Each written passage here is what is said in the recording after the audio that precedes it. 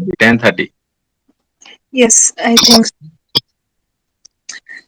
Hello, sir. Good evening. Thank you so much for joining. Dot on time. I was like talking to everybody that sir would be on time, so let's join first. Be quick. And thank you so much for joining. And I am just, okay, before formally starting anything, I am just so overwhelmed. I do not know what I am going to speak and what anything wrong I'll be speaking. I just don't know. I'm overexcited. And so beforehand, I just want to apologize beforehand before anything else. Like if anything unintended mistakes, anything, apologies. So I'll just invite you to speak first.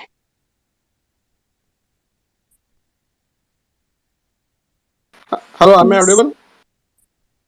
Yes, sir. Absolutely.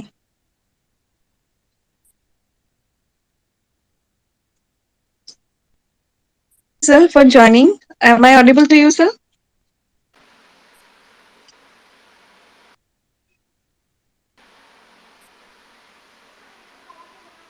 Sir, am I audible? Okay, I am audible to everyone, I think. But sir, you are not audible yet. I can see you're unmuted, but we can't hear you exactly.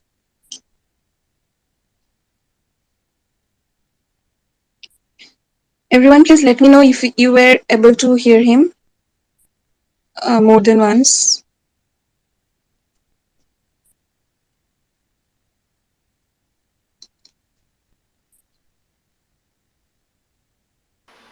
Hello, am I audible?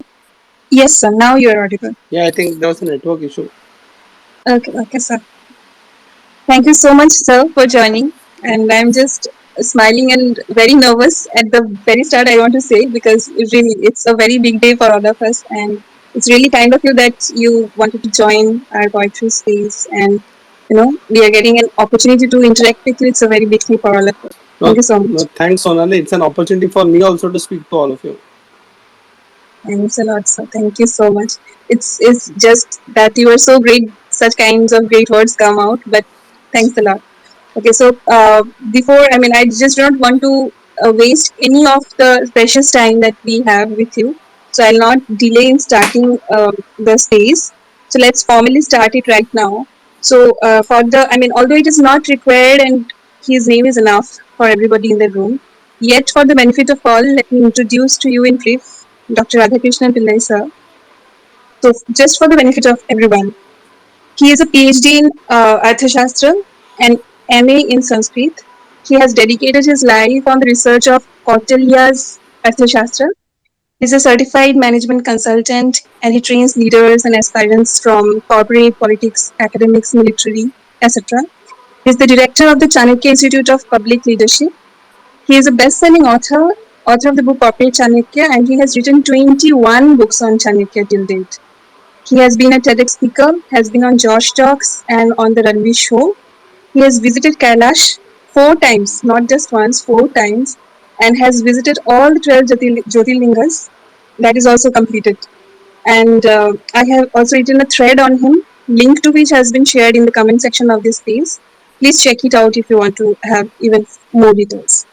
So, without any further ado, I want to welcome you, sir, again formally to the poetry space. And I actually wanted to share a very special poem with you because this is a poetry space. So, I do not want to, keep aside the poetry from this space, although we are going to interact more with you. But poetry is also will be there with us.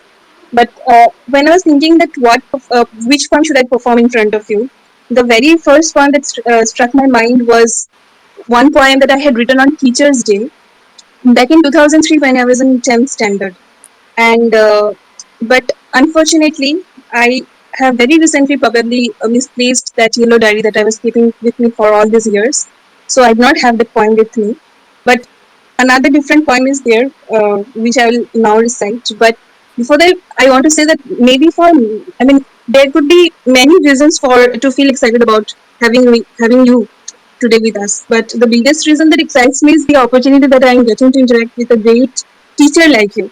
I've always been an admirer of teachers since childhood, and you also know that I have already discussed that with you. And I wanted to be a teacher myself, which I could not yet. But that deep sense of respect for teachers, in fact, brought tears in my eyes today in the afternoon. It was a lucky day for me since the afternoon itself, because when I was going through your video lectures, no sir, one after the other while preparing for this space, I was like, what an opportunity to, you're such a great teacher. That is all what I feel from the bottom of my heart. So thank you very much for being such a wonderful teacher. I Thank, can feel that from your video lectures itself. thank you so much, Sonali, for your kind words. I am just an ordinary person trying to be a good teacher. Thank you so much. That's again great. So I'll just quickly recite one of my poems, and I just do not want to let go of this opportunity to recite one of my poems in front of you, sir. So Please, it's please. what, I am looking yeah. forward to listening to your poem, ma'am. Thank you so much. So it's a poem from my book that I had published in 2019, and the screenshot of that poem is in the comment section. Everyone can look at the screenshot as well when I'm reciting. So it was written on 2nd January 2017. And at the context of the poem, I'd say that it is dedicated to God. God being so generous in His ways to express the essence of giving and what is the actual meaning of giving in one's life. So from the perspective of God, the concept of giving. So the Wow, name of the poem is, yeah, thank you, sir. So name of the poem is Giving It to the King of Kings. wow, Thank you, sir. When I was taught to give whatever I like to the King of Kings, I made it a custom to give you. Another I stopped, thought the highest of all kings would need nothing from a lesser. But I missed out learning that by this you were teaching me nothing, attitude of giving. I repeat, when I was taught to give whatever I like to the King of Kings, I made it a custom to give you. Another I stopped, thought the highest of all kings would need nothing from a lesser. But I missed out learning that by this you are teaching me nothing but the attitude of giving. That's all. beautiful, beautiful, beautiful. Thank you so much, sir. It means a lot coming from you. Thanks a lot, sir. So, just I'll quickly try to elaborate so that I just do not want to have a the perception should be how I wanted to convey it. So usually when we give something to God, when we offer to God, either we do it kind of mindlessly without thinking why we are doing it, so we do it as a custom, or we do it like when we are doing it we are questioning why should we even offer to God, because God is after all the all in all, right? He is the highest of all kings, so he has everything. Why would he need anything from us? So these are the two different kinds of thought processes I have seen, which is very prevalent among us. But third thing I observed when observing these two thought processes is that in both the processes, where you are either giving it customarily or you're thinking that it's not needed to offer to God. The actual essence here is God is trying to teach us that the attitude of giving. So when you are giving somebody, it is needless to think if he needs it or not. It is more important to know the attitude of giving. You should be having the attitude of giving. So it's more about the giver than to whom you are giving. So that is what the poem wanted to convey. Beautiful, beautiful. Thank you very much, sir. Thank you. So I'll quickly move to the next part, where I want to quickly tell you, sir. Usually, what we do in our poetry spaces. This is our 28th poetry space, and what we usually do is we have one first part where we perform poetry. Anybody in the room who is interested to share their piece on composition or any poem they like, they share. And then we have second section where the poet, we do poet biography reading. Currently, we're reading about Rabindranath Tagore, a biography on him by Krishna Kripalini. Then we have another section where we do poetry analysis, which is currently we are analyzing the poems from Gitanjali book. And fourth section is we do quiz on poetry. But today we, yes sir, you want to say something? No, no, it's a very good format. I love the format. Thanks a lot, sir. Thank you so much. But today we have twisted it a bit because, of course, you are here. We cannot just do the regular things, and most important part needs to be interaction with you. So, uh, still, we want to have some poetry performances because it is a great opportunity for everyone to share some piece of their work with you for a little bit of time. So we want to have Bhairav, and Mahesh was also supposed to join. Probably he will be joining. So we have Bhairav and Mahesh today performing poetry in front of you. And before we go in that direction, I'll just like to have Shagun, Anna, Anandaji, Bhairav, even Mukesh, Shayan, Ayush. You can all introduce yourself to Radha sir because I do not want to be the only one interacting with him. Of course, you all need to just have a little one liner, two liners with him. So feel free to introduce yourself to sir. So first I'll go to Shagun. Please go ahead. A very good evening, sir. Good evening, Good evening, Shagun. Good Shagun. evening. How are you doing, sir? Very fine, Very very fine, fine. very Thank you fine. so Thank you much, so much, Shagun. Shagun. Thank you, sir. It's like I have never heard of, to be very honest, but yeah, I heard a lot about you through Sonali a few days back when she told me that she's going to have you on her spaces. Generally, I do come from a business background, so I'm just here to explore how Twitter is all about because since I'm very new to this place and even I was new to Sonali spaces from past 2 months when I joined her, and since then a little bit of my interest towards poetry developed more, and now I will also try to read and go through your videos since I've heard it from Sonali. So it's a very pleasure and indeed to hear you live, and I'm honored today. And thank you so much. Thank you. No, ma'am, I'm so glad that I'll be listening to your poetry. Thank you so much. But for today, unfortunately, I haven't written anything, but I would definitely share it, the written ones, in the comment section. Sure, sure. Thank you. Thank you Thank so you. much. So next we would like to have it from Anandaji. Please go ahead and introduce yourself to Radha sir. Yes, good morning, everyone. Good morning, Sonali. Thank you so much for conducting the space. Good morning, sir. Thank you so much for joining us. My name is Ananda. I actually met Sonali through Twitter Spaces as a lover of poetry and as a fellow writer, and she actually was a guest on my show. And I just want to thank you so much for joining us. I am an educator as well. Um, Wow. yes, I'm an educator as well. I work in education. I am a district level curriculum and instruction specialist, and I love to have an opportunity to fellowship with other educators. And just thank you so much for joining Sonali and just all the wonderful things that she's doing. And when she was on my show, she talked about the profound impact that educators have had on her life. And I'm just so grateful to be here. And I just want to thank you so much for inviting me, Sonali. Take care, everyone. And thank you so much, sir, for being here. It's such an honor to have you here and to learn from you today. Thank you. Thank you, Anandaji. In fact, I'm happy that there are two connections. One is poetry. Thanks to Sonali for connecting, and the second is educator. I am also a teacher, so I think there's lots more to discuss both poetry and education. Amazing. Thank you so much. Absolutely, sir. I'm just waiting for that moment when we'll start the actual conversation with you. So, moving on, I'll like Anna to have the mic and please introduce yourself. Namaskaram, Anna. My name is Subodh Swami. Namaskaram, namaskaram. I was working in customs department and I retired just 2 years before. And I have recently developed a passion for poetry also. Just being in the company of this space, I started writing small pieces of poems. And Wow, wow.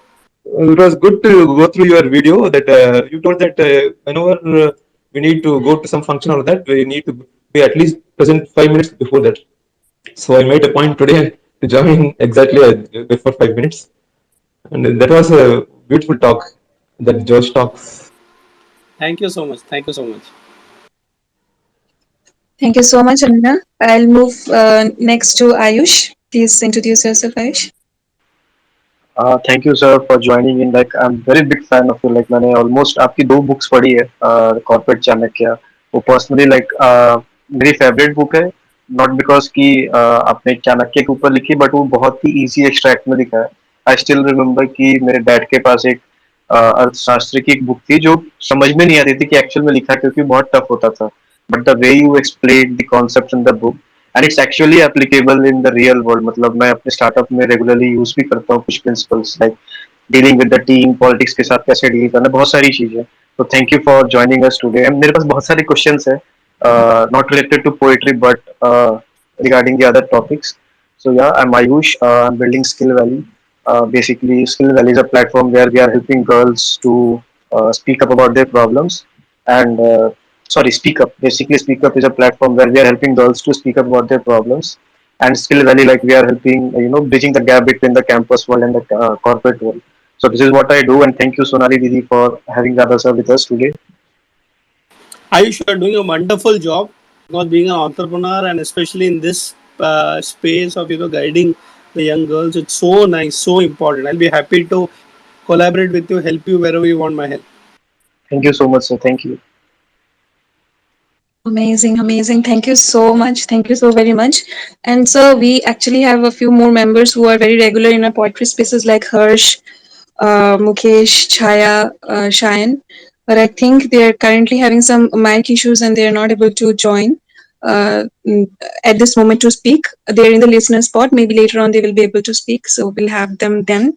And next I'll move to Bhairav. But before moving to Bhairav, because Bhairav will recite his poem. So before that, I'll introduce myself as a in detail because you do not know much about me other than hosting poetry spaces. So I don't want to leave that opportunity as well. So I'll quickly go through what I do. Is I am a software engineer working as a Java developer for past 11 years. I am writing poetry for past 18 years and have published one book on poetry. I have 4 YouTube channels. I enjoy filmmaking and one short is in the making by God's grace. Would be soon releasing it.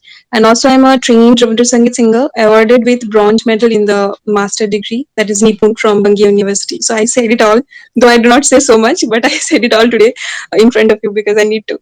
Thank you so much.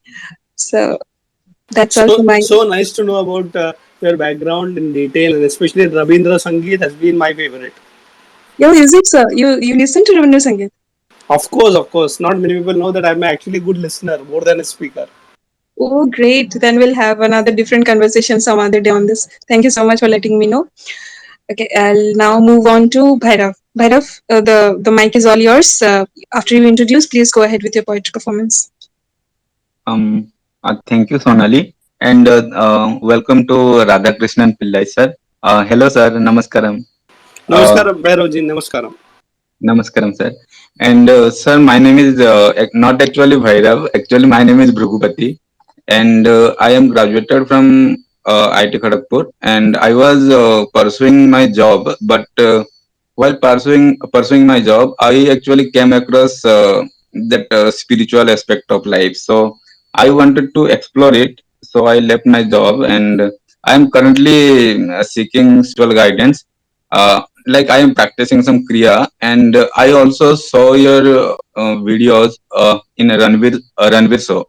So I saw that like you have a lot of knowledge about Indian culture and philosophies, different philosophies, spiritual philosophies, and you also talked about meditation, advanced meditation practices, few things about them, and it helped me a lot. And so I will not go into it, and I'll quickly recite the poem because I think time is very less. So, so the poem is posted by Sonali Didi in comment section. The poem's title is "In Love I Dissolve." So the poem goes like this: Wow. If I, thank you, sir. Uh, if I could explain what love is, I would have told everyone. If I could explain what love is, I would have told everyone. In love, I dissolve. And what remains is only you. And when I am not there, how would I speak? In love, I dissolve. So that much. The poem is that much. Very nice, short and sweet. Thank you, sir. And you are from IIT Uh, Kharagpur, you said, right? yes, sir. I graduated in 2016 actually. What was your subject? My subject was mechanical engineering. So you are from the same place where Sundar Pichai studied. Yes, yes, sir. Yes. So you should also send this poem to Sundar Pichai. Sir, I do not think actually this poem. I don't know. No, he also likes poetry. Okay, okay. I was not aware of that. Sonali, please note, all big people are lovers of poetry. Great to know that, sir. I'm just smiling so wide. You won't, I mean, if it was a video meeting, that you would have seen me smiling so much. Thank you so much. Like, with the days passing, I don't know why I grow so much love for poetry. And if great people like you say and encourage poetry, I feel so more happiness inside me. I don't know why. Thank you so much for letting us know about that. Yeah. And about IITian, when you were speaking, we have another IITian in the room. Actually, Sir Mukesh is also from the same IIT, Kharagpur, but Kharagpur, he is in okay. the listeners. Yeah. So, okay. Next, I'll just, we usually do one, before we go to the question and Q&A section, I have quite a few questions, and we'll have some time for the audience also to have questions for Sir. But before we go in the direction, I'll just quickly have what we usually do, like the poetry, poet biography thing. So we have actually completed 4 chapters from the biography of Rabindranath Tagore. So before I'd just like quickly go to the 10 points that we have learned about Rabindranath Tagore in these 4 chapters in front of Sir, just especially for him. I have But one request. yes, Please don't go through it quickly. Go it at a nice pace so that I can also enjoy. oh my God. Thank you so much, sir. Actually, what usually happens, sir, I always plan to end the space quickly, like 1.5 hours or 2 hours, but it always lingers to 3 hours, 3.5 hours. And I don't know why I so much enjoy. If somebody tells me that do it all night, I'll be able to do that even. But thank you so much for saying that. And before I start that, I'd love to know from you, sir, about, as you said, you listen to Rabindranath Sangeet. So, what about Tagore, sir? What are your thoughts about Tagore and poetry? So, a few thoughts from my side before you start. Number one, Rabindranath Tagore, as everybody knows, is the only person who has written national anthem for 2 countries, India and Bangladesh. And I always say that the poets are more powerful than politicians. Poets are even more powerful than politicians. Unfortunately, we don't give them the credit that they require. And coming back to Rabindranath Tagore, he is known as Gurudev. In the Bengali culture, he is quite popular. Many people read about him, write about him. He was among the Nobel laureates of our country. So I believe that everybody should study Rabindranath Tagore, study Rabindra Sangeet. If you cannot study it, at least listen to it. It has shaped, and not many people know that Rabindra Sangeet actually is a global Sangeet. It's got mixture of various other cultures, including Russian. He has used many other instruments which was new to India during those days. As an expert, Sonali, you may know technical aspects of it, but Rabindra Sangeet is something that everybody, irrespective of whether you are from Bengal or Bangladesh or any other place, we should listen to it.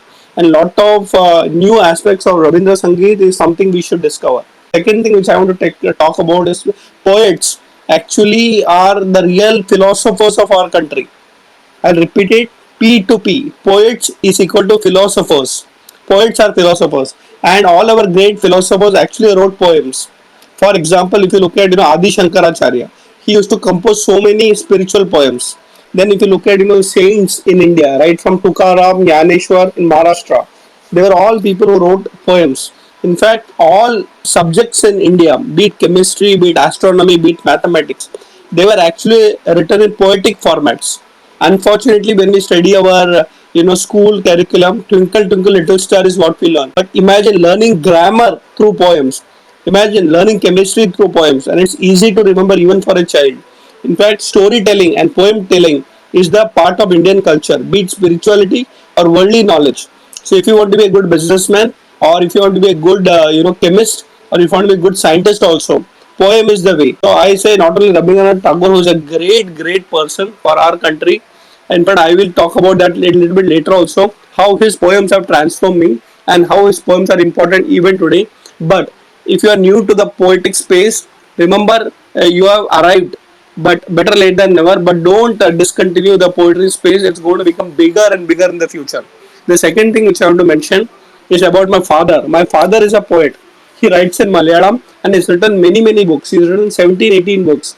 He's written a whole Ramayana in poetry in Malayalam language. So I'm surrounded by poets. I love poetry, and thank you so much for getting me on this particular space, Sonali.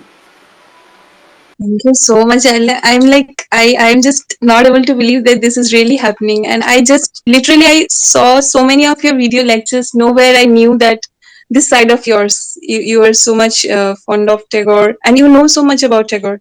Thank you so much, sir. And I'll obviously, I mean, probably towards the end, it is usually people want to say that, please come back to the space and please grace us with another more conversation like that. But now itself, again, I want to say that I'm already waiting for another space with you. Okay.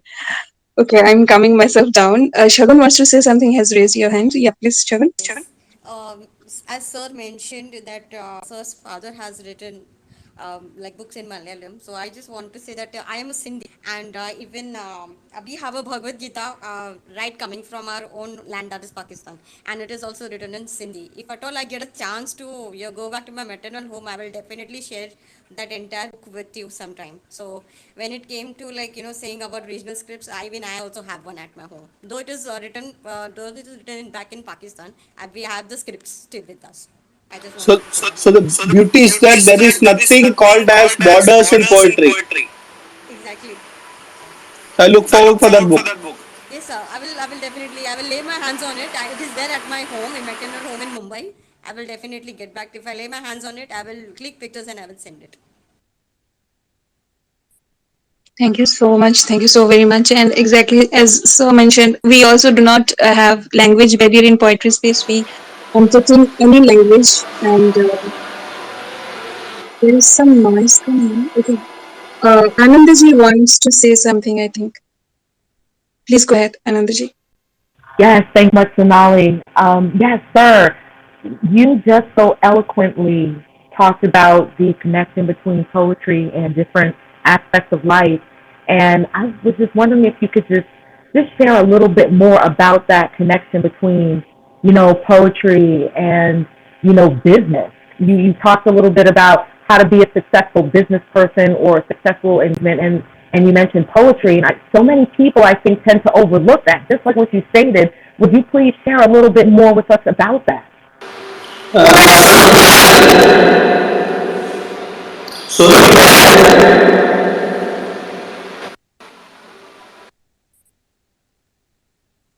Sir, I think there is some network issue or hello. something. Am I audible? Yes, now you're audible, sir.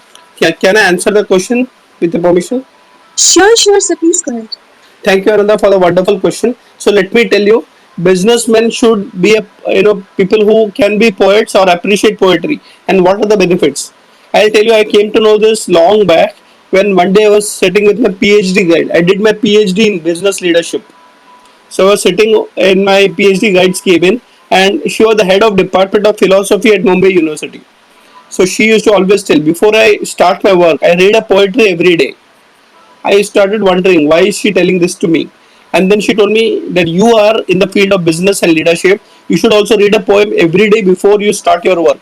And I tried that. And let me tell you what happened. If you read a poetry every day, first thing in the morning, it could be a spiritual literature part of it or something like a Bhagavad Gita or any poem of any culture, any poet across the world. Your mind actually starts becoming very subtle. It starts thinking differently and it actually transforms your consciousness to a different level.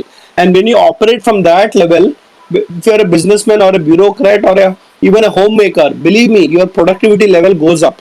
And Chanakya actually suggested, the leader's guru Chanakya, the person on whom I have done my PhD, he always says the first thing in the morning, a leader or a king should do is actually listen to music and poetry.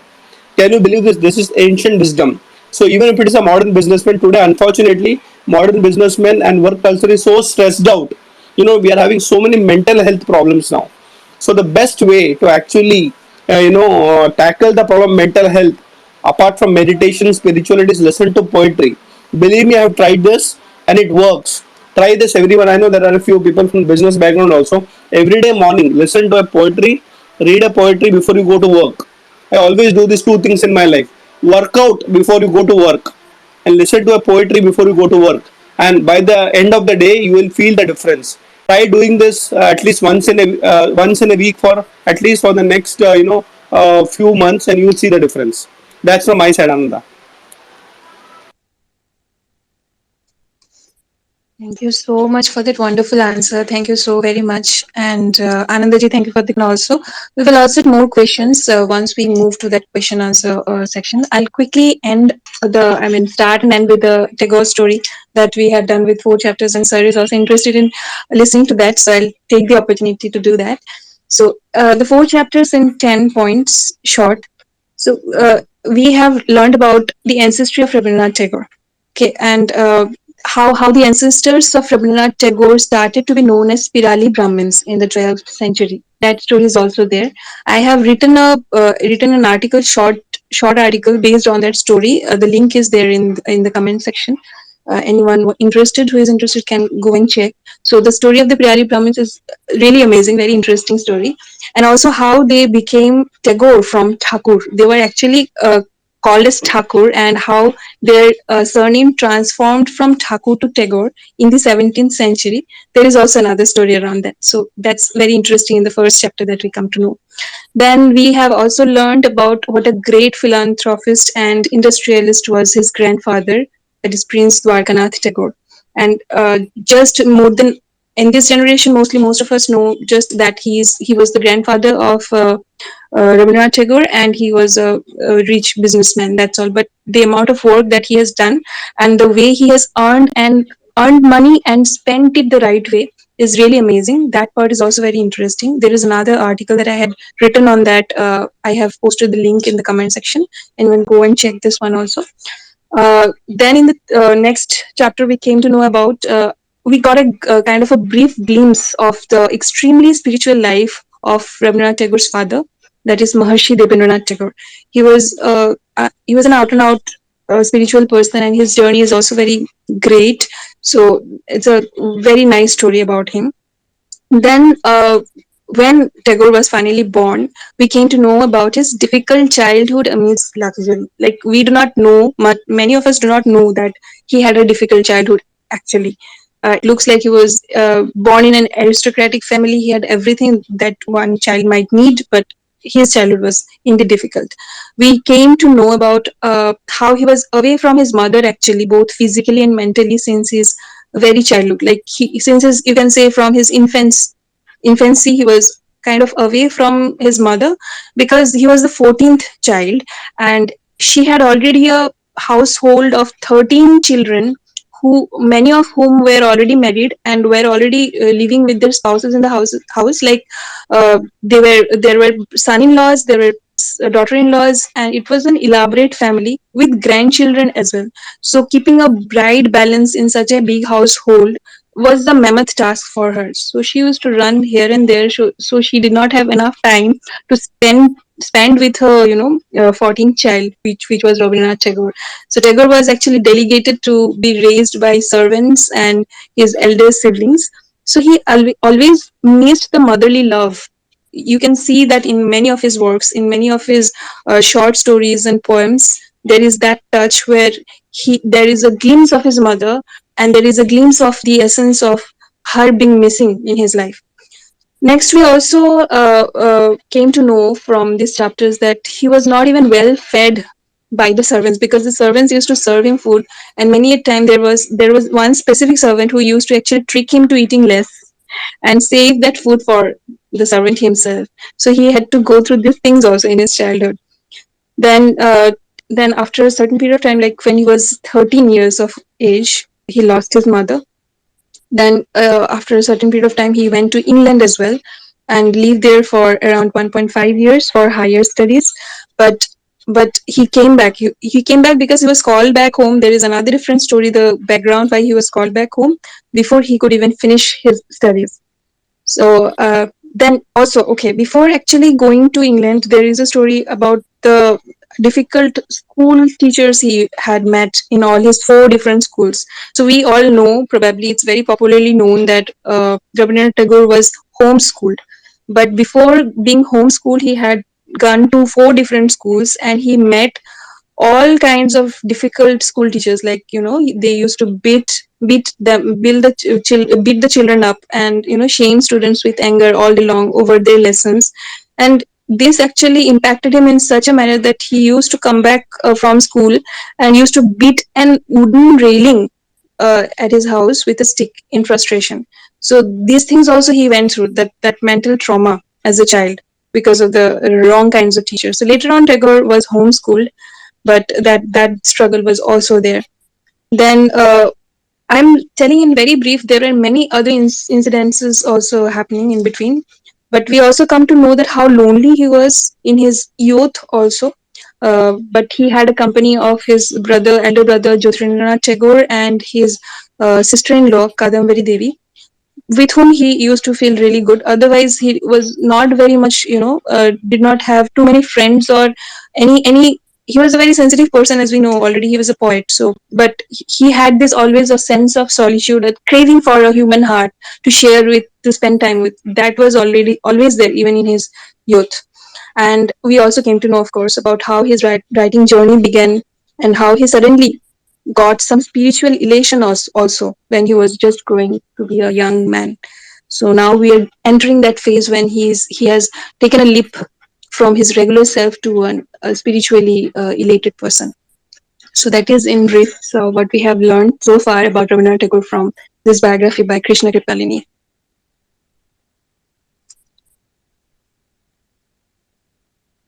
Am I audible? Yes, yes, yes. Very much, very much. Okay. Okay. That's all about Rabindranath Tagore's story. Thank you. And we do a poetry analysis also. I think before we go to asking sir questions, we can quickly read one poem from Gitanjali. And Gitanjali's poem is on the comment section of this space. You can have a look. It's the 15th poem from the Gitanjali book. So I'll start. I am here to sing these songs. In this hall of thine, I have a corner seat. In thy world, I have no work to do. My useless life can only break out in tunes without a purpose. When the hour strikes for thy silent worship at the dark temple of midnight, command me, my master, to stand before thee to sing. When in the morning air the golden harp is tuned, honor me, commanding my presence. I repeat, I am here to sing these songs. In this hall of thine, I have a corner seat. In thy world, I have no work to do. My useless life can only break out in tunes without a purpose. When the hour strikes for thy silent worship at the dark temple of midnight, command me, my master, to stand before thee to sing. When in the morning air the golden harp is tuned, honor me, commanding my presence. That's all. Thank you. Beautiful. Thank you so much, sir. So usually we do an analysis of the poem, but I think today we will not do as much. We will now move on to our actual real But person. maybe we can spend a minute or two on the analysis. And if you Okay. permit me, I can even put an input to that. Sure, sir. Would love that. I was not actually being courageous enough to ask you to do that. Would love No, to hear, sir. in fact, in this particular poem, he talks about the instrument harp, HARP, harp. Yes, sir. And as you know, harp is a foreign instrument. It is not an Indian classical instrument. And think about it, that how aware Rabindranath ji was about the musical instruments of the other countries and cultures, and that is what makes Rabindranath Sangeet more global in approach. So just one small point from the whole poem. Yes, absolutely. You are so right. And actually, he had quite much knowledge on English songs and Italian songs, and many of the songs were even inspired by those English songs. One of the songs is Purano Shei Diner Kotha. If you have heard that song, that is also uh, a foreign song, which was actually, the tunes were retained, but the words were composed by him. So, absolutely. Thank you so much. And anyone wants to do the poetry analysis in front of Sir? Perception about what you perceived about this poem? Anything want to share? Yes, Yoshida, please go ahead. Yoshita, you can go ahead. You have raised your hand. Actually, I want to recite a poem. I don't want to do any analysis. So later on, I'll do. Okay, okay, Yoshita. If it is small, you can go ahead since you have started. If you want, if it is small, if it is long, then we can take it later on. It will take actually 2 or 3 minutes.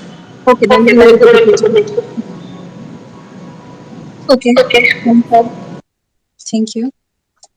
So now to our actual real thing. So thank you so much. So my first, being a host, I'll of course take the opportunity to ask first. Yes, Yes, I please want. go ahead. Go ahead. Go ahead. Okay, sir. So I have different kinds of questions, different combinations.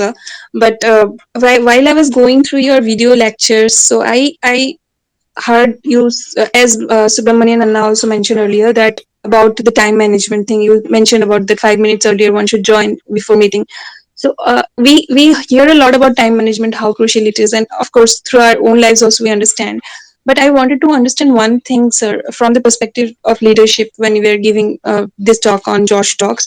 So how, I mean, if I break it down to two aspects, suppose there could be one person who is very much aware of time, like aware in the sense he or she is not spending his time in anything negative, like anything unproductive. He's doing very much productive. He is always very sure that I'll do whatever I do, anything, anytime, any second spent should be productive. And there is the another person who is very much time bound, like he has a timetable and he's very much, has a perfect routine to follow, and he follows that. So what according to you, sir, I mean, if some people will have either of the two, or that's there's a probably a rare combination where both the things are there, productive work as well as binding oneself to the routine. So what according to you, sir, is okay to have, or it is a must to have both the things? I hope, sir, my question was clear. Yes, yes, it's very much clear. So remember this formula in life: plan out your work and work out your plan. So if you have a plan of time, I have to do this, I have to do that, that's fine. But remember, you have to be flexible also. And let me also tell you that too much time management is not good. I like to put it on record again. Too much time management is not good, because if you plan too much time, seconds, milliseconds, then what happens? You become like a robot. Actually, creative people don't like timing sense, but too much creativity without timing is unproductive also. So let me give a simple example of my own life, how I like time management with flexibility. I'm a writer, so I keep writing a lot of books and I have a plan. But you know what? I always make sure that the timing is flexible. For example, if I can write, let's say, a chapter in 1 hour, I plan for 2 hours so that I can keep that 1 hour extra. Otherwise, what will happen is that I have to write everything in 1 hour. It's a huge stress on me. So I would say productivity is important as far as time management is concerned, but only productivity without creativity is crazy, because we don't want robots to be creative, we want human beings to be creative, and human mind always has this attitude of drifting away. Of course, from time to time you have to look at the watch and come back and say, okay, listen, it's fine that you have spent your time creative, imagining, and all those things, but now let's start writing something. So it's a balance of time and freedom.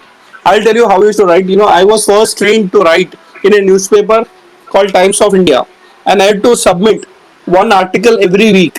So my articles used to come on Monday, and I had to submit it on Friday, so that on Saturday my editor could actually write it, and then edit it and then put it on to print on maybe Saturday, one day extra, so that it would come on Monday. I used to actually say, okay, fine. So I have to write this article within this time limit. But the whole week I was thinking about that article. So creativity with the time is equally important. And time without creativity is not human. Time and only productivity makes you actually a robot. But time and creativity makes you a good poet and an artist and a good creator. Wonderful. Thank you so much, sir, for that. I always have a guilt feeling because out of all the points that you spoke on that video lecture, time management is something which I always struggle with. So thank you for that answer. I'll check what to do about it. So my next question, sir, is I that's a brief question. I heard you talking about the Kailash thing. You have gone to Kailash 4 times, and you have organized group tours also to Kailash. So I was just curious to understand, sir, because it was not talked more on that. I didn't hear. So is it a how do you do it? Like, is it a group tour that you regularly do, or it is a private circle, or how is it like? Is it you're doing privately for a group of people? Or? Yeah. So to answer the question, Sonali, I like to give a background to all the listeners. Kailash Yes. Mansarovar is one of the most holiest pilgrimage places in the world. Currently, it is in Tibet, which is under China. And if you have to go to Kailash Mansarovar today, actually you have to take the permission from China and then go to Tibet. But I've been very fortunate that I've been there 4 times. And coming to your question, I have organized tours to Kailash Mansarovar. Not many people know that actually I have a tourism company called as Atma Darshan. So a lot of foreigners and especially NRIs, what we call as non-resident Indians or PIOs, person of Indian origin, they who are especially in US, UK, Australia, they want to come back and be a part of the culture. So I get a lot of calls, mails from Indian expats, and they say we want to come. So usually they come in groups. I have taken groups as big as 60 or 90 people to Kailash Mansarovar, and the first trip I did was all alone. So my group size has been right from 8 people to 80 people. And the age group has been also from 8 years old child to 88-year-old uncle. So think about how fortunate I am. I've been there 4 times taking groups of people. And again, if you look at financially, I never spent money to go to Kailash. As a person who plans to Kailash, they have to plan not only the time but also the finances. But I've been fortunate by the grace of Lord Shiva that not only I got an opportunity to go free, but also earn money from that because I was a traveling company, owner. So I just want to tell you that, friends, please pray to Lord Shiva that one day all of you also go there. It's a beautiful place. And one misconception, it is not like going to a temple. There is no place of temple, anything like that in Kailash Mansarovar. It's a mountain and it's a lake. Google search it, images and all those things. But it's a very high energy center. The energy in that particular place is very high. It's very spiritual in nature. And believe my words, your life will get transformed if you go to Kailash. I have been in the path of Chanakya for so many years. It's only because I got the direction in my life by going to Kailash Mansarovar. So summarizing the answer, Sonali, I have been taking groups to Kailash Mansarovar, been there 4 times, and even now, if somebody wants to go, please speak and pray to Lord Shiva. He will arrange everything for you, right from the finance to the visa. Thank you. That's a great piece of information, sir. And I didn't know about the Atma Darshan thing that you mentioned. Thank you so much. It's really great to know. Thank you very much. And it's a great initiative that you had taken. Like, are you continuing doing the Atma Darshan thing, or? Yes, very much. In fact, my wife Sureka handles it now, and we're still getting so many inquiries on that particular trip. So we still organize it. Yes. Okay, then I'll be another one so soon. Thank you so much. That is why I'm asking so much. Thank you for that. And Anna wants to say something in between. I think Anna, please go ahead. Sir, I wanted to ask you one thing. Actually, what preparation we need to do before going to Kailash Mansarovar, sir? So the three level preparations you have to do: physical, mental, and financial.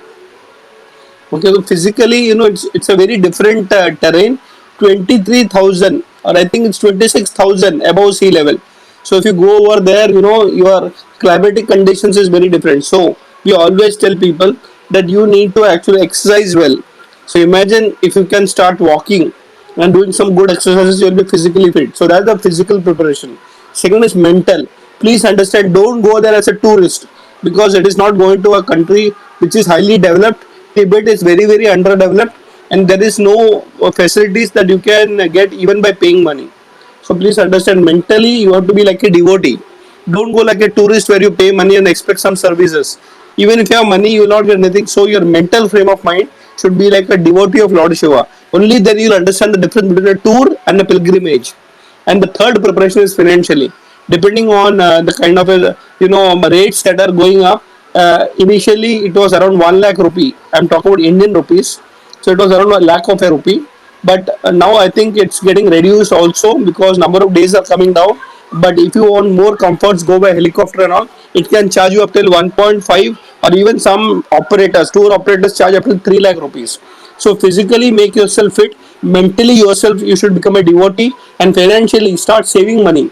And finally, in spite of everything else, till Lord Shiva calls you, you cannot go. So prepare yourself and surrender yourself, and one day you'll be in Kailash Mansarovar.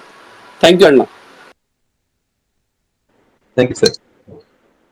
Thank you so much. Thank you so much. Thank you so much for the question, Aswana. Thank you, and thank you, sir.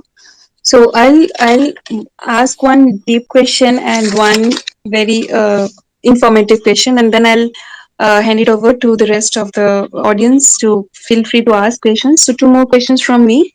One is that is again going to benefit everyone in the room, because that's a very informative one. So I have visited your Chanakya and Vikshiki.com website, where I have seen that you are offering various courses and coaching and all. So would you like to talk about it a little bit to all of the listeners here, sir? I just wanted to. Absolutely, absolutely.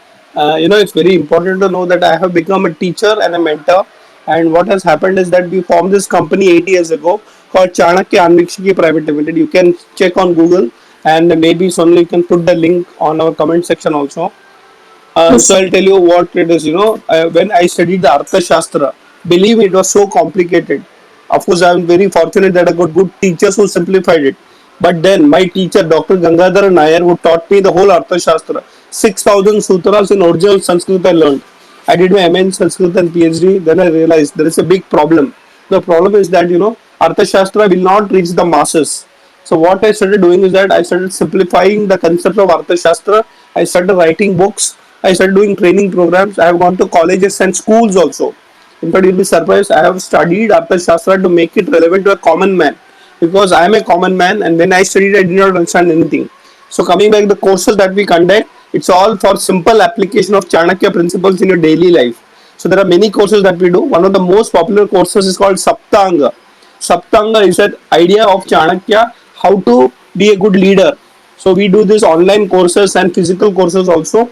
So just for your information, there's one course coming up. It's an online 3 day program, evening 7:30 to 9 o'clock. If you check my Twitter handle, you can see that.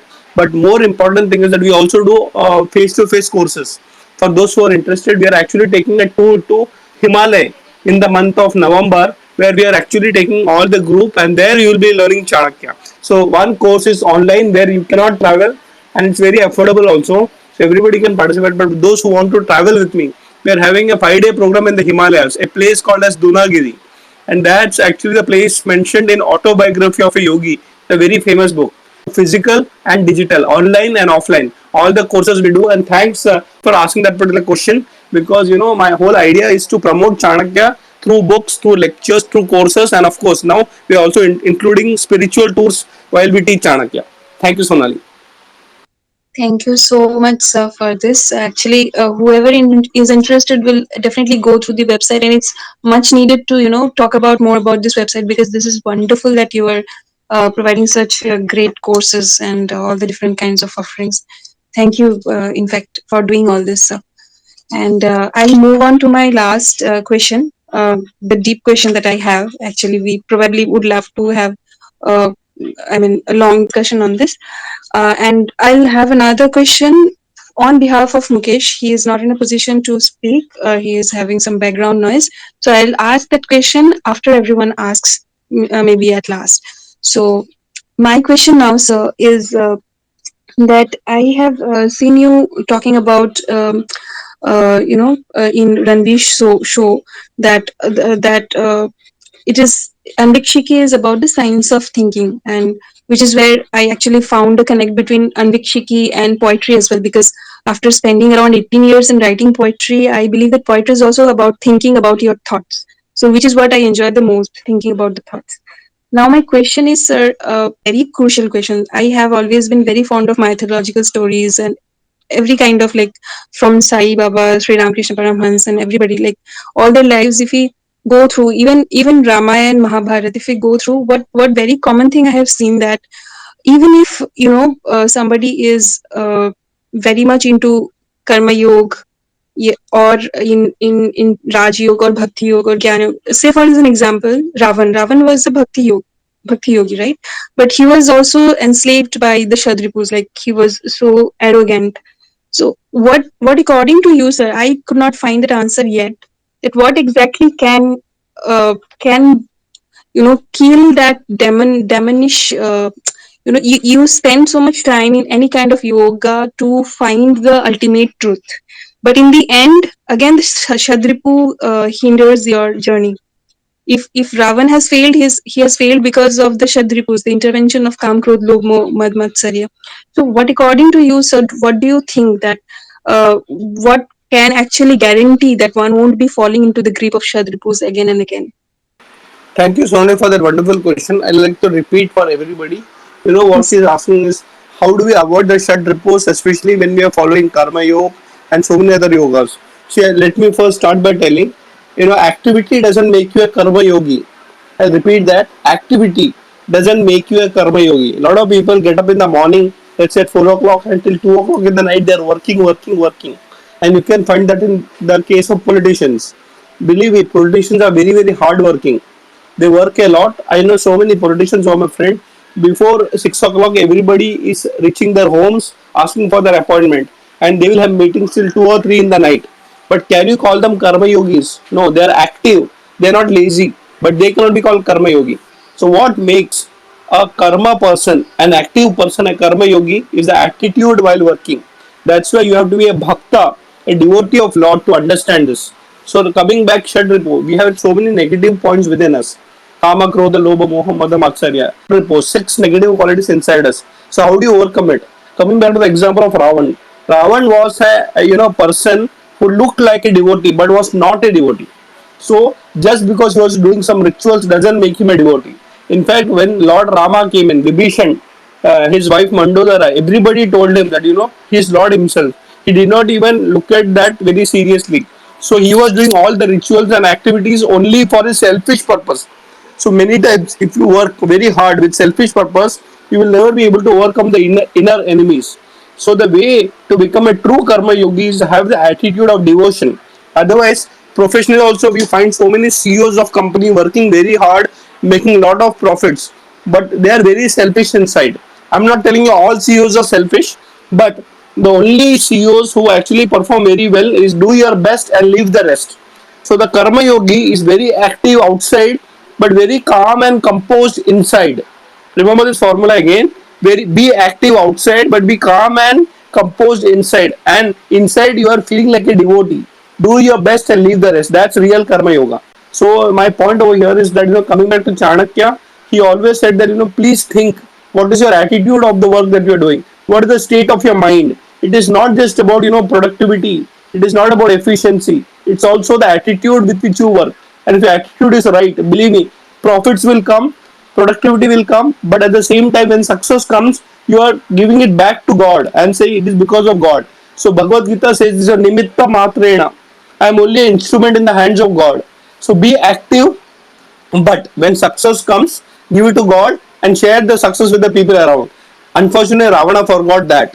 He was power hungry, and even if so many people were advising him, he had good advisors. Unfortunately, because of his attitude, he was still controlled by the shed repose. But look at after Ravana, Vibhishan, the same brother from the same family became the leader, and he became a very good leader of Sri Lanka. Let me tell you, I had been to Sri Lanka, and even today in the Parliament of Sri Lanka, they worship Vibhishana after so many generations. So he was a bhakta. So the best way to be active, is to surrender yourself to God or whichever higher power you believe, and believe me, your productivity will go up. Thank you so much, Sonali. Thank you so much, sir, for that wonderful answer. And it is indeed very necessary to get rid of the Shadripus, which creates havoc all over. So thank you very much. And now I'll go for the audience. The stage is open for you to ask questions to Sir. I think we will not have more than 15 minutes for having questions, so maybe 2-3 questions. And at last, I'll ask the question on behalf of Mukesh. And yes, anyone who is interested to ask questions, please request for mic from the listener spot, whoever is interested to ask questions to Sir, and also raise your hands from the speaker section who wants to go ahead with the question. So I'll give on first come first service basis. So Bhairav has raised his hand first. So Bhairav, please go ahead. Uh, Sir, I wanted to know that how you came in contact with Lord Shiva, and what is the significance of Shiva in your life? For me, I have he is very much significant in my life, but I want to know about your story, sir. Can you please tell me? Thank you for the wonderful question. Lord Shiva is my Ishta Devata. So, if you know, in the Indian culture, Ishta Devata is your favorite god. There are many gods in Indian culture, gods and goddesses, but some one god connects to you. Some people like a Devi, some people like Hanumanji, some people like Ramji or Krishna, whatever. My favorite god is Shiva. And since you asked about my particular thing, see, I have always worshipped Shiva since my childhood. And it's been my fortune that wherever there is a connection of Lord Shiva, always beneficial for me. Like first thing I just told about Kailash Mansarovar. Kailash Mansarovar is the place which transformed my life, and I came into the path of Chanakya. I started studying Chanakya Arthashastra, and today I've written 21 books. I've traveled to 22 countries across the globe only because of Kailash Mansarovar blessing. So that's the first thing. Second, very important thing is that I love Shiva even logically, not only as a bhakta but also as a jnana. So I'll tell you why. Because number one, Lord Shiva is actually seen in two forms, physical forms. What we call as number one is the Shiva Linga. You can find that Shiva Linga form, and second is the form of where we see him with a Trishula Dhari. He's sitting there, and then he's got folded legs. He's meditating. He's got Ganga coming from his head, Ganga Mata. Then we have the snake around his neck. So that's another physical form. Now look about it. No other god has got two direct forms. Of course, we have the avatars of Vishnu, but that's not the thing. Shiva himself can be worshipped in two forms, the form of human being and the form of Shivalinga. And let me also tell you, if you are worshippers of Shivalinga, many people don't know that every atomic reactor in the world, I'll repeat this, every atomic reactor in the world is actually in the shape of Shivalinga.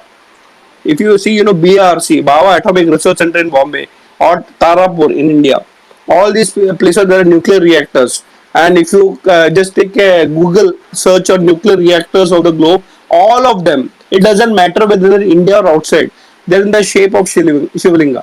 And I asked my guru the question, why is it?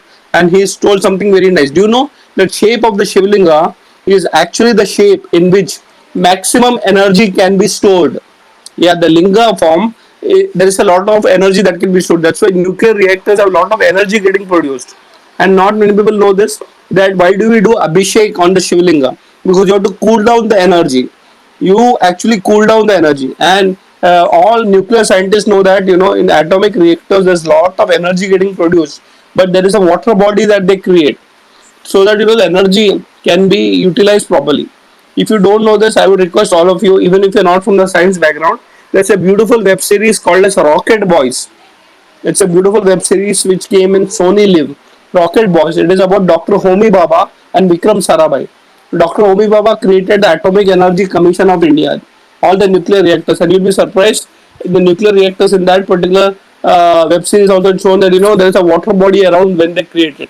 Why am I telling you this? Coming back to the question, Lord Shiva can be worshipped in any form, physical form, or even if you want to sit down for meditation, he is also called as Adi Yogi. Sri Sadguru ji has been popularizing Shivji as Adi Yogi. So he is the yoga teacher. He is also a teacher of bhakti. If you actually study the Shiva Puran, you will understand the discussions between Shiva and Parvati. He actually trains you in every subject of the world. So I particularly love Shiva. Every god is unique, But for me personally, it has been Shiva who has been guiding me and helping me. And I have a particular, ritual, I would call it. Every Monday, I go to a Shiva temple, and every day I do, the Sankirtan and of course the japa of Lord Shiva. And believe me, it has helped me professionally and personally also. So for me, Lord Shiva has been there since my childhood. He is my first Ishta Devta and still continues. But that doesn't mean I don't respect other devtas. I respect every devta in every form. But at the same time, personally speaking, Shiva has been very close to my heart. It has helped me a lot, sir. Thank you so much for this beautiful question and beautiful answer, sir. Thank you very much. Nice to know. And Mahadev is, of course, I think most of the people who are into spirituality will, of course, love Shiva. He is like that only, so lovable. Thank you. And next, I think Rishi wants to ask a question. Please, Rishi, go ahead. Hello, sir. Sir, Hello. sir, we all know Lord Shiva is also known for his burning energy. So, sir, how we bring burning energy like Lord Shiva in our work or our studies? In our studies.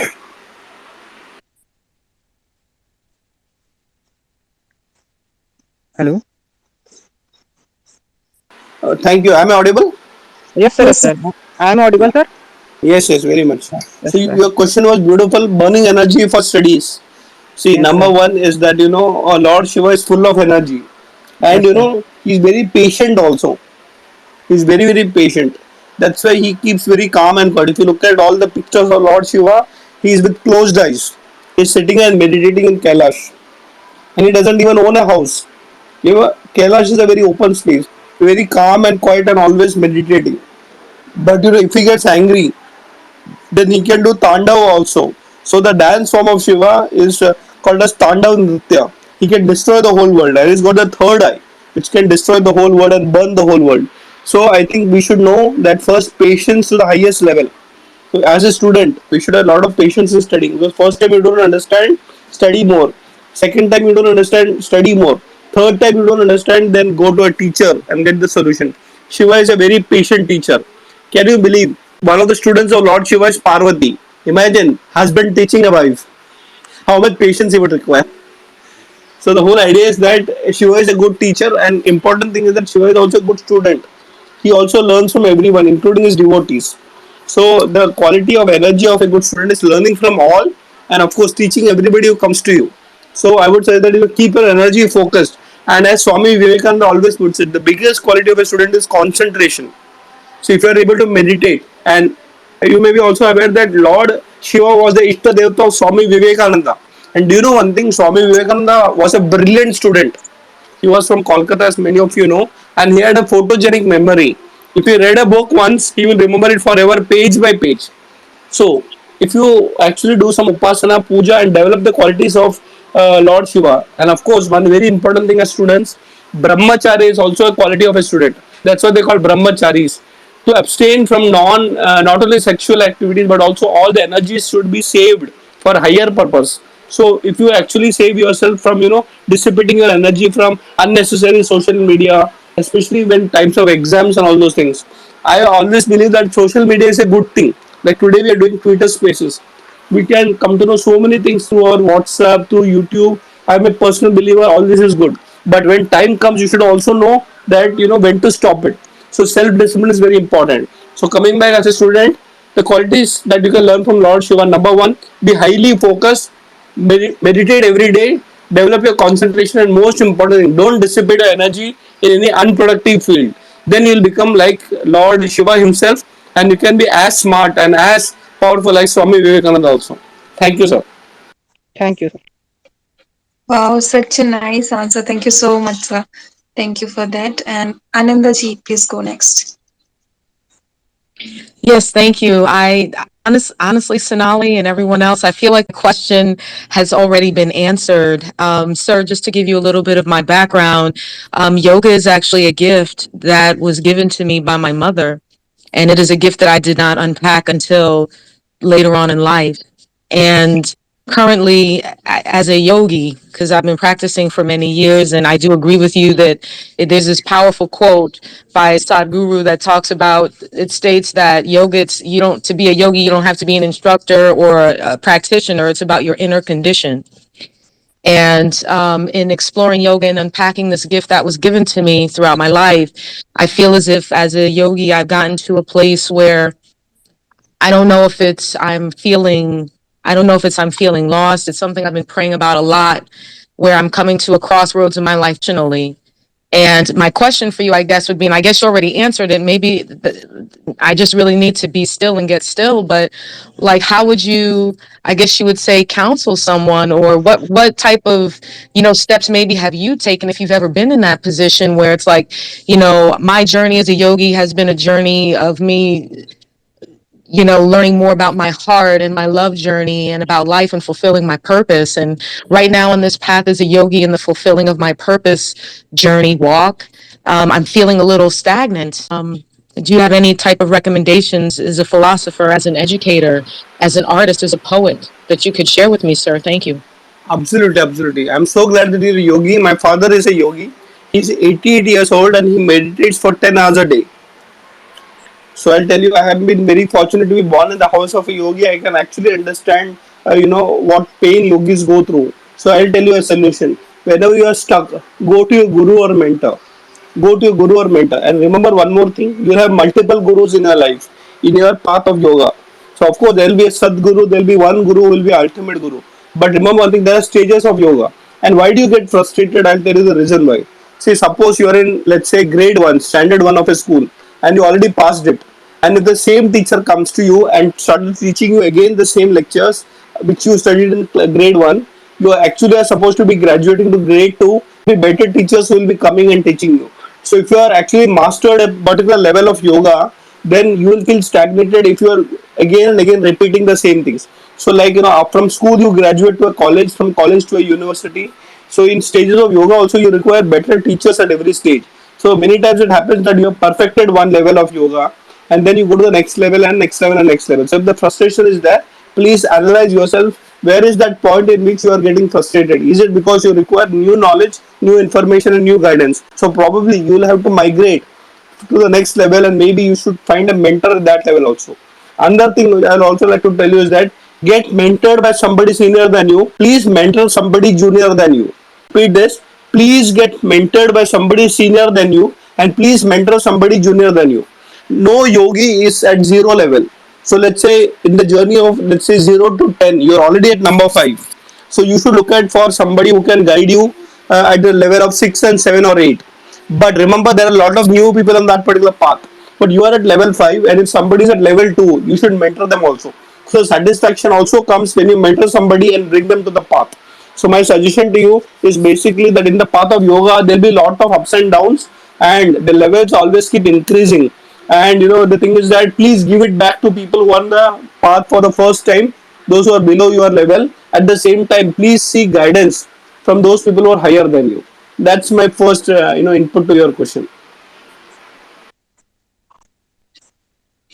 Thank you so much. Thank you so much, sir, for this answer. And thank you, Ananda ji. I think that's a very beautiful question and would help a lot of people. I am recording the space. So I'll have this entire space in YouTube and Spotify as well.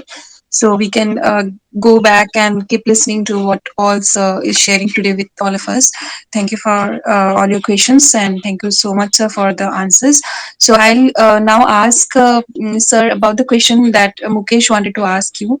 So he has two questions. One is how you got into spirituality as a whole, and how the spiritual experience have been so far. And to that, the follow up question is, what would you like to advise to all the people on the spiritual path, like with all your wisdom and lessons that you have learned through in that process? So thank you, Mukesh, for the question, and thank you, Sonali, for verbalizing those questions of Mukesh. I understand you may not be able to ask directly because of the sound background. So first question, how did I come to the spiritual path? So I've been very, very fortunate. As Ananda just asked me and I replied to her, I've been born in a family of a yogi. My father is a great practitioner. So ऐसा हिंदी में अगर कहूँ वो तो घर पे ही मिल गया. So right from my childhood, both my parents have been highly spiritual. You are lucky if you are having a spiritual background in your family. So you don't have to search outside. So I came into the spiritual path because of my father. And my father has been always guiding me since my childhood in my yoga practices. And he used to always tell, I don't care about your worldly success. Imagine a father telling this, I don't care about your worldly success, but did you do your sadhana today? Did you meditate today? So his parameter of success in my life was, actually how many hours of meditation did you do? So I've been very fortunate to get guided by a father. I've been very fortunate that even today he actually guides me and tells, please do your sadhana. So he's been my first mentor and guide. Now coming back to the progress that I have made and the benefits that I've got. Imagine I'm world famous today only because of my spiritual background. The second thing which kept me on the spiritual path was I've been part of Chinmaya Mission. If you heard about the spiritual organization, so I've been there since my childhood, and I've been very fortunate that I've learned all the scriptures, right from Bhagavad Gita to Ramayana, Mahabharata. I've been studying that, the Puranas, the Vedas, the Upanishads, and of course the Arthashastra of Chanakya. So I keep studying a lot. I've been meeting a lot of saints and sages, and let me tell you, I have no bias. Everybody will find his or her guru in their lifetime. So if you have found your guru, I would say that I have found my guru. I respect your guru also in that particular case. So I've been surrounded by spiritual people. I've got fantastic spiritual friends also. So the biggest benefit is that whatever be the success that I've got, fortunately I've still been able to ground myself. The second thing, what is my advice to the spiritual seekers? So a lot of people ask this particular question: how to enter a spiritual path? And I have a simple suggestion that the best thing is to actually meet a guru. If you cannot meet a guru directly, surround yourself with good books. Gospel of Sri Ramakrishna, a fantastic book to start. It's a very popular book published by Ramakrishna Mission. Please get hold of a copy.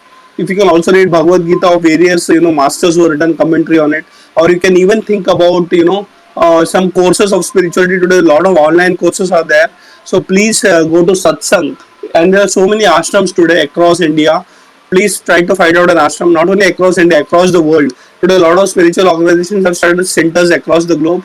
You will find one. If you cannot find one, Google it, YouTube it, and then study all the books. And please understand, it's very, very important to meditate for 20 minutes per day.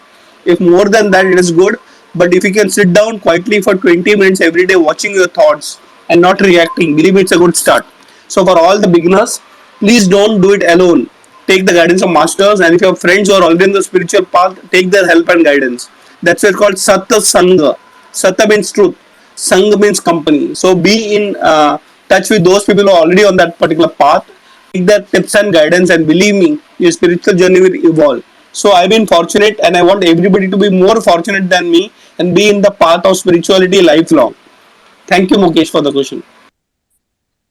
Such a wonderful question and such a wonderful answer, sir. Thank you so much. And actually, I was going through one proverb today, like a Buddhist proverb, which says that when the student is ready, the master arrives.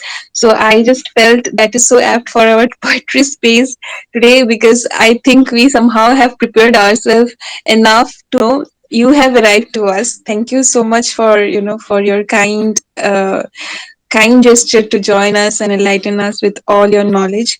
We are so happy to have you. And yes, and No, Sonali, you've been very kind. Thank you so much. thank you, sir.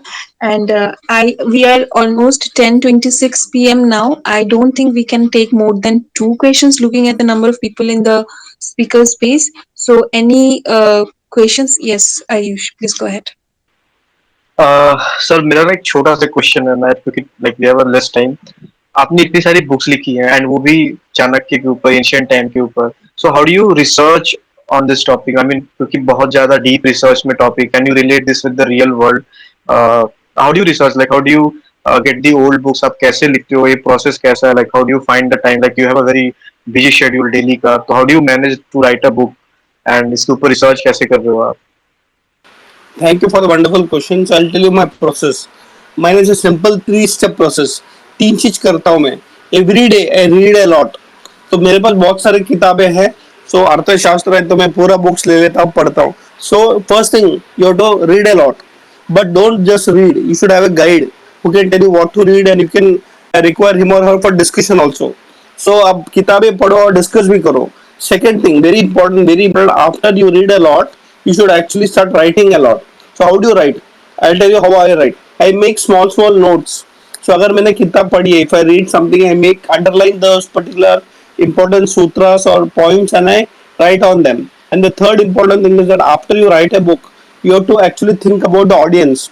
Like I have written 21 books on Chanakya. It is right from the corporate level, corporate Chanakya, to children's level, which is Chatur Chanakya. So when you are writing, don't think that you are a scholar. Think about the audience. So when I'm writing for children, I listen to the children. I listen to parents. And I said, अच्छा आप अपना problem बताइए. So I'll give a small example. So Arthashastra is a profound book. I have already done my PhD on that. I've read a lot, understood a lot, and made a lot of notes in that. But let's say I have to write for children. So my first book was Chatur Chanakya. It's a series. I've already written two books on the series, and I'm writing 30 more. Okay, so I'll tell you what happened when I started writing for children. I did not know how to write for children, so I started reading children's books. And the best person to actually read for children's book in India is Sudha Murthy. She's a very profound writer, writes in simple languages. So I said I like her style of writing. Then I said, okay, I can write on Chanakya in a simple way, but what is the problem? So I spoke to the teachers in school and I said, tell me one problem that is unique to all the children. And they told the biggest problem for children right now in schools or an eternal problem is called bullying. Every child gets bullied in one time of their life. So I said, okay, can Chanakya help you solve a bullying problem? So we actually created a character for children called Chatur Chanakya. And the first book was called as Chatur Chanakya and the Himalayan Problem. So we created a character called as Himalaya. He's a bully who is actually troubling a character called as Arjun. So Chatur Chanakya uses his strategies of Arthashastra to defeat Himalaya. The book was such a grand success that the second one came. While writing the second one, I went back to the teachers and asked, tell me, teachers, parents, what is the biggest problem now? Bullying is already tackled. I don't want to tackle that again. I want my second book to be different for the children. So they said now the biggest problem is called they're addicted to mobiles and laptops. And I said they're not addicted. You tell me the problem. Then they said, there's a lot of problem that they can get bullied in the cyberspace. So my second book is actually dealing with cyber bullies. And the second book, the title is called Chatur Chanakya versus the World Wide Web. So all the parents are very tense, they will get bullied. There's a lot of things, trolling can happen, things like that can happen. So what I do, coming back to your question, I read a lot every day, even today. Then I make notes and then write. But before I write, I think about my readers, my audience, and then I speak in their language. Another example of one of my books is called Chanakya in You. It is very popular among the youth and especially college going kids. Today afternoon, I was in a college in Bombay, and a lot of young boys and girls came and told me this. I have read your book, and I went back and said, why my book is so successful. The reason is that it talks about the story of a young boy who's totally confused in choosing his career. I think most of us have the same problem, right? When we're in colleges. So can Chanakya help you to choose a career path? And that particular book can make you an entrepreneur. Yes, I will repeat. So think like the reader and write for the reader. This is my formula. Thank you. Thank you so much sir like I मैंने ये question सिर्फ इसलिए पूछा था क्योंकि like I started writing a book last year and मैंने ना वो डेडिकेशन चला गया था कि यार अब बिल्कुल क्योंकि कुछ समझ नहीं आ रहा था so this is why I asked the question and मेरा लास्ट क्वेश्चन एक सिर्फ ये है कि how to deal with the internal politics I mean होता क्या है ना कि कुछ दोस्त होते हैं जिनके साथ आप कुछ बिल्ड कर रहे हो कुछ चीजें अच्छी कर रहे हो and later on life you get to know कि अच्छा ये दोस्त ही या ये बंदा या कोई भी जो हमारे सर्कल में होता है ये हमारे साथ पॉलिटिक्स खेल रहा है and inner my self I don't want कि यार मैं उसके साथ कुछ बुरा करूं बट अल्टीमेटली होता ये भी है कि यार वो मेरे साथ बुरा करके चले जाते हैं एंड अल्टीमेटली मेरा लॉस हो जाता है बट लाइक डैड कहते हैं कि कोई बात नहीं Karma will pay that thing तुम्हें बुरा करने की जरूरत नहीं है बट अगर आज के टाइम पे देखूं तो उस चक्कर में मेरा नुकसान हो रहा था how do you deal like how should I deal with this thing कि जो मेरे साथ वाले वो मेरे को ही हार्म कर रहे हैं I can not do anything so आपको इसका मैं दो सोल्यूशन दूंगा. Give two solutions. One is called the लौकिक और material world solution and the second is spiritual solution. देखिए अगर आपको किसी के साथ व्यवहार करना है, you have to deal with somebody, you have to be worldly wise. And Chanakya got a solution, साम दान दंड भेद. अगर वो आपके साथ प्यार से बात करता है, आप भी प्यार से बात करो. If somebody is fooling you, don't get fooled. Be smarter than him or her. So it's very important that you be worldly wise. So Samadana Danda Bheda is a formula Chanakya applies on a worldly level. At a spiritual level, I would suggest follow what your dad said. Keep doing your work. Even if somebody is playing politics with you, you keep doing your work. Karma will pay him, definitely. I like the approach of mix of both. Don't become so much carried away by spirituality that everybody should treat you like a doormat. देना है तो बिल्कुल देना है. So I believe in the formula that you should study human psychology. And let me tell you, politics is actually a power game. So when you say people are playing politics with you, that means they're trying to play power with you.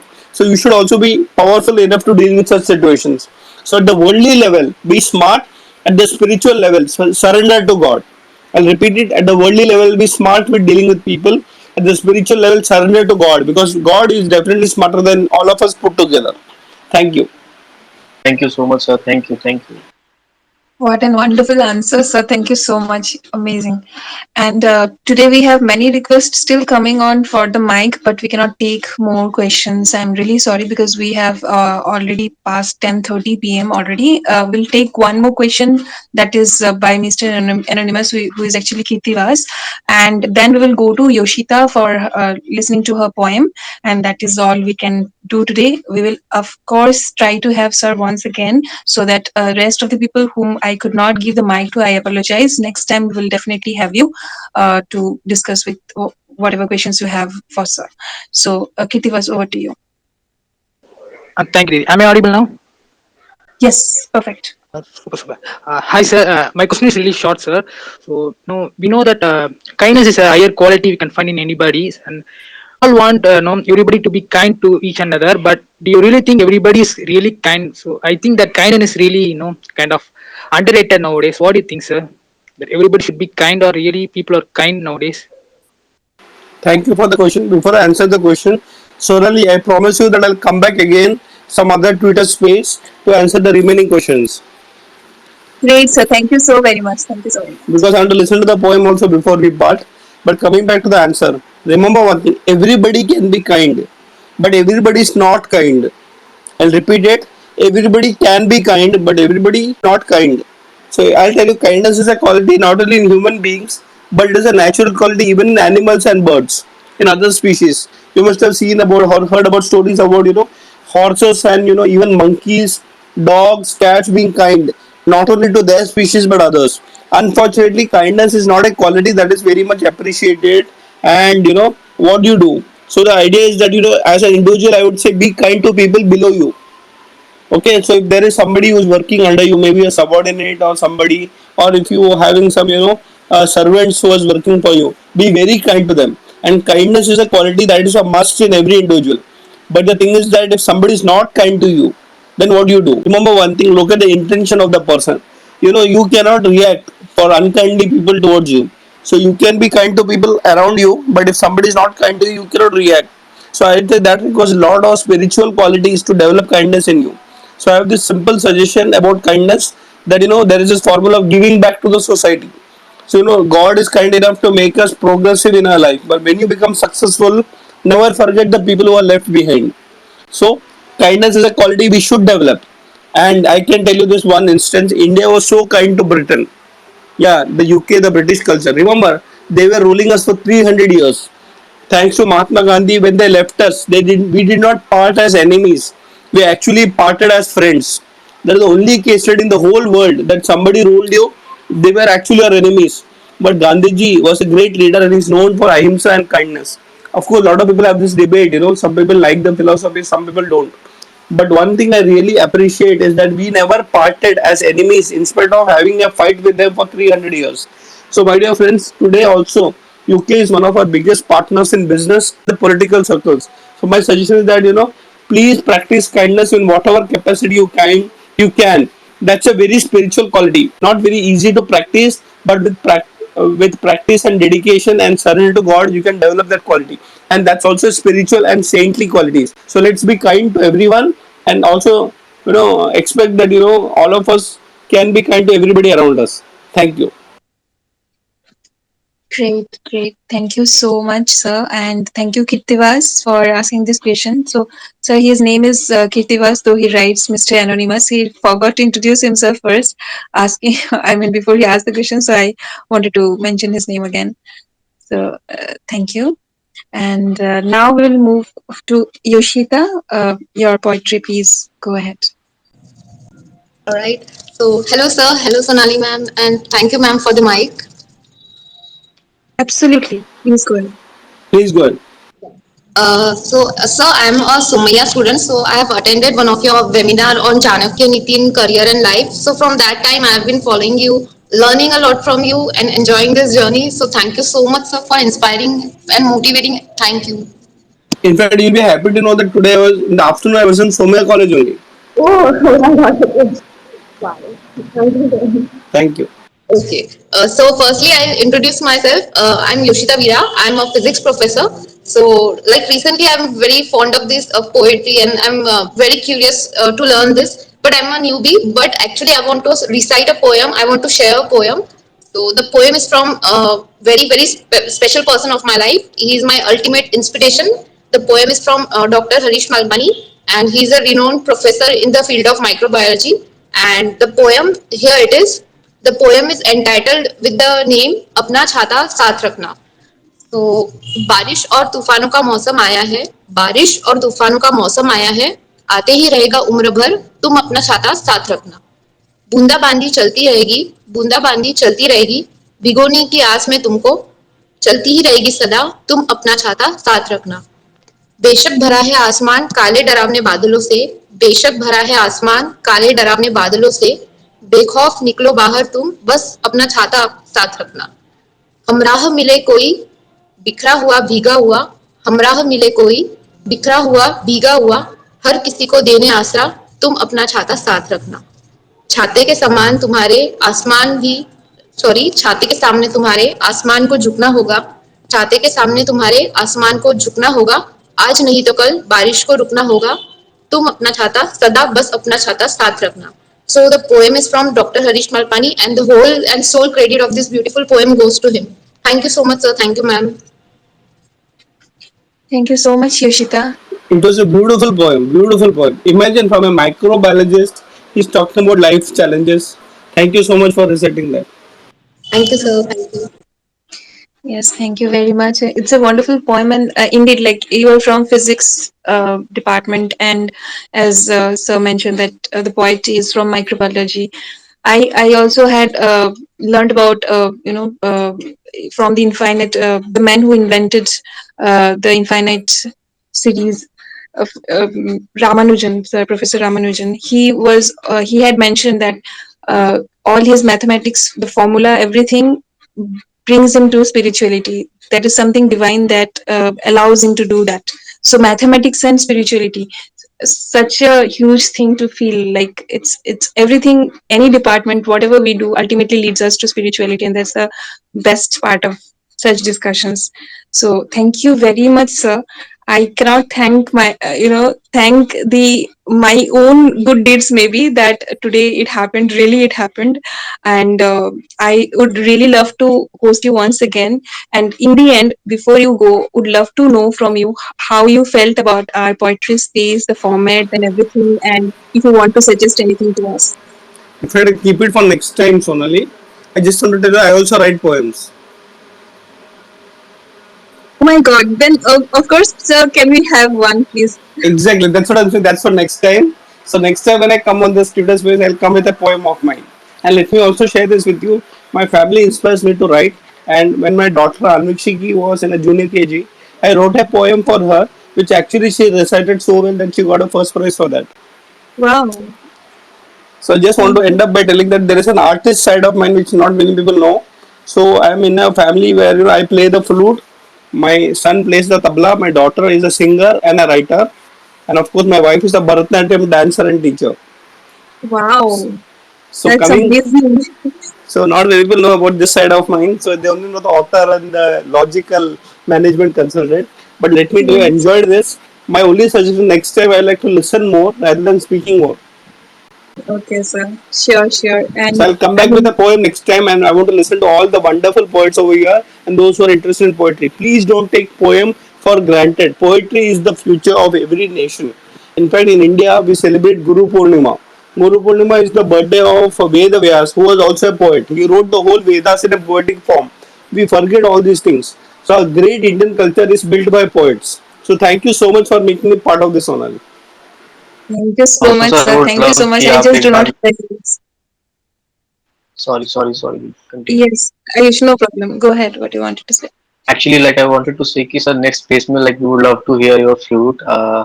मैंने भी किया था 12th में, फिर उसके बाद I left the flute. Like we would love to hear your flute in the next phase. That is for the third space. So second space में poet. उसके बाद flute का artist. We'll keep continuing. Great, great, sir.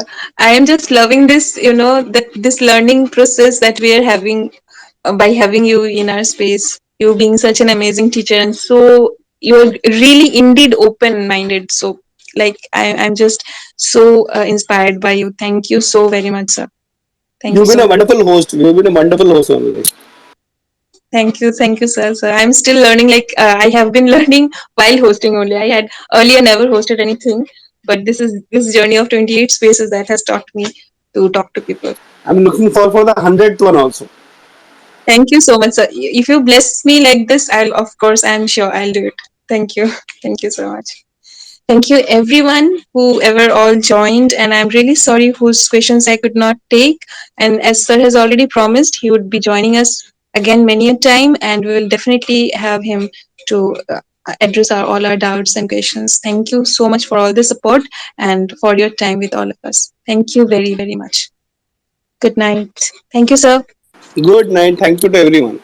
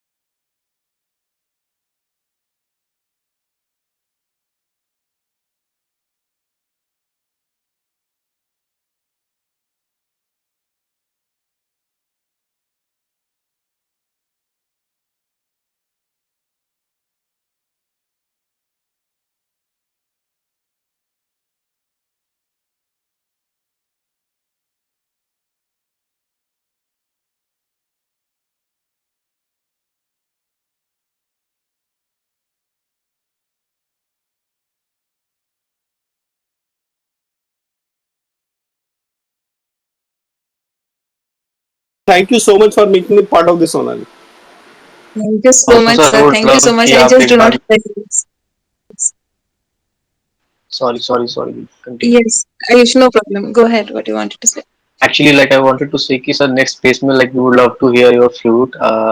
मैंने भी किया था 12th में फिर उसके बाद I left the flute. Like we would love to hear your flute in the next phase. That is for the third space. So second space में poet. उसके बाद flute का artist. We'll keep continuing. Great, great, sir. I am just loving this, that this learning process that we are having by having you in our space. You being such an amazing teacher, and so you're really indeed open-minded. So, like, I'm just so inspired by you. Thank you so very much, sir. Thank you You've been so a much. wonderful host. You've been a wonderful host, Sonali. Thank you, sir. So I'm still learning. Like I have been learning while hosting only. I had earlier never hosted anything, but this journey of 28 spaces that has taught me to talk to people. I'm looking forward for the 100th one also. Thank you so much, sir. If you bless me like this, I'll of course I'm sure I'll do it. Thank you. Thank you so much. Thank you everyone who ever all joined, and I'm really sorry whose questions I could not take. And as Sir has already promised, he would be joining us again many a time, and we will definitely have him to address all our doubts and questions. Thank you so much for all the support and for your time with all of us. Thank you very, very much. Good night. Thank you, sir. Good night. Thank you to everyone.